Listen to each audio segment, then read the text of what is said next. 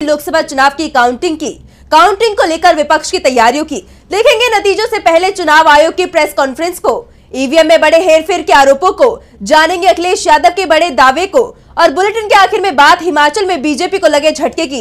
लेकिन दिन भर की तमाम बड़ी खबरों से पहले एक नजर आज की सुर्खियों पर। जांच एजेंसियों पर मुंबई की स्पेशल एमपी एमएलए कोर्ट की अहम टिप्पणी। जांच एजेंसियों की विफलता के कारण भागे करोड़ों डॉलर के घोटाले करने वाले नीरव मोदी, मेहुल चोकसी और विजय माल्या। आंध्र प्रदेश में ईवीएम पटकने के मामले में सुप्रीम कोर्ट ने वाईएसआरसीपी विधायक पिन्नेली रामकृष्ण रेड्डी को लगाई फटकार। मतगणना केंद्र पर जाने पर लगाई रोक। आप नेता मनीष सिसोदिया ने एससी से जमानत याचिका खारिज होने पर सुप्रीम कोर्ट का किया रुख। कथित शराब नीति घोटाले मामले में है गिरफ्तार। चुनाव परिणाम से पहले शेयर बाजार ने भरी उड़ान। 2507 अंकों की तेजी के साथ 76,468 पर बंद हुआ सेंसेक्स, तो 733 अंकों की तेजी के साथ 23,263 पर बंद हुआ निफ्टी। ये तो थी सुर्खियां। अब बात आज की सबसे बड़ी खबर की।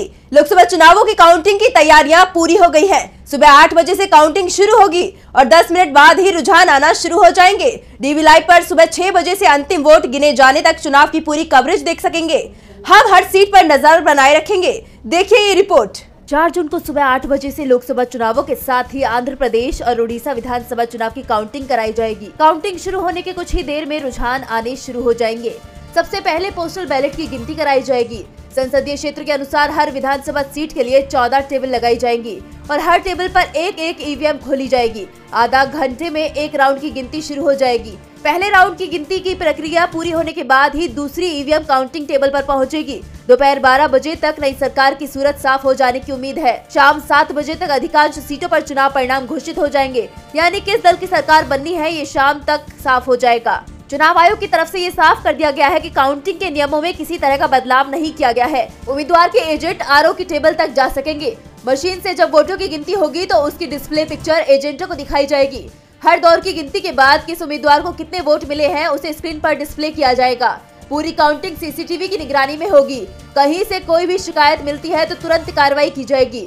543 सीटों में से जो दल या गठबंधन 272 सीटों के पार जाएगा उसी की सरकार बनेगी। इस बीच आंध्र प्रदेश की 175 और उड़ीसा की 147 विधानसभा सीटों की काउंटिंग भी कराई जाएगी और यहाँ पर शाम तक नई सरकार की सूरत सामने आ जाएगी। एक तरफ काउंटिंग की तैयारियां पूरी हो गई है तो वहीं विपक्ष ने भी अपनी तैयारियां शुरू कर दी है। विपक्ष लगातार अपनी जीत का दावा कर रहा है। 4 जून को काउंटिंग होनी है। ऐसे में विपक्ष ने कार्यकर्ताओं को कई बड़े आदेश दिए हैं। तो क्या तैयारी है विपक्ष की, देखिए इस रिपोर्ट में। लोकसभा चुनाव के नतीजों से पहले अलग अलग सर्वे एजेंसियों ने एग्जिट पोल का डेटा पेश कर दिया है। एक तरफ जहां सभी राजनीतिक दल अपनी अपनी जीत के दावे कर रहे हैं, तो विपक्ष ने तो जीत के बाद की अपनी तैयारी भी शुरू कर दी है। कांग्रेस मुख्यालय में साजो सजावट हो रही है। सभी नेताओं को नतीजों की घोषणा के बाद के लिए दिशा निर्देश दिए जा रहे हैं। रविवार को कांग्रेस अध्यक्ष मल्लिकार्जुन खड़गे की अध्यक्षता में इंडिया गठबंधन की अहम बैठक भी हुई, जिसमें चुनाव परिणाम को लेकर महत्वपूर्ण बिंदुओं पर चर्चा की गई। बैठक के बाद खड़गे ने भी इंडिया के बहुमत हासिल करने का दावा किया, जिसके बाद परिणाम में कोई हेरफेर ना हो ये सुनिश्चित करने के लिए कांग्रेस नेताओं ने चुनाव आयोग से भी मुलाकात की और अपनी चिंताएं सामने रखी।